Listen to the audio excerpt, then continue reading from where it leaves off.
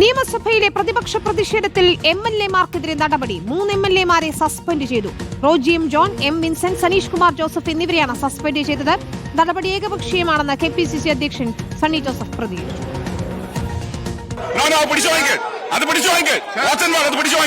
ശബരിമല സ്വർണ്ണമോഷണ വിവാദത്തിൽ പ്രതിഷേധം അതിരുവിട്ടു എന്ന് ചൂണ്ടിക്കാട്ടിയാണ് 3 MLA-മാരെ സസ്പെൻഡ് ചെയ്തത്. പ്രതിപക്ഷ പ്രതിഷേധത്തിൽ ചീഫ് മാർഷലിന് പരിക്കേറ്റിരുന്നു.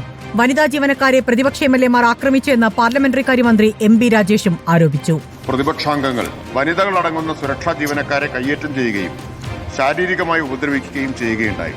Shri Roji M John, Shri M Vincent, Shri Saneesh Kumar Joseph എന്നീ നിയമസഭാംഗങ്ങളെ സഭാംഗത്വത്തിൽ നിന്ന് സസ്പെൻഡ് ചെയ്യാൻ ഈ സഭ തീരുമാനിക്കുന്നു എന്ന പ്രമേയം ഞാൻ അവതരിപ്പിക്കുന്നു. MLA-മാർക്കെതിരെയുള്ള നടപടിയെ ചോദ്യം ചെയ്ത് കോൺഗ്രസ് രംഗത്തെത്തി.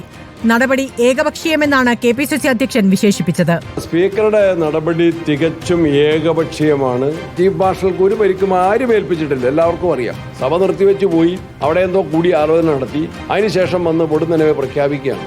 നടപ്പ് സഭാ സമ്മേളനമാണ് സസ്പെൻഷന്റെ കാലാവധി. അതേസമയം നടപടി ജനാധിപത്യ വിരുദ്ധമെന്നാണ് MLA-മാരുടെ പ്രതികരണം. റിപ്പോർട്ടർ, തിരുവനന്തപുരം.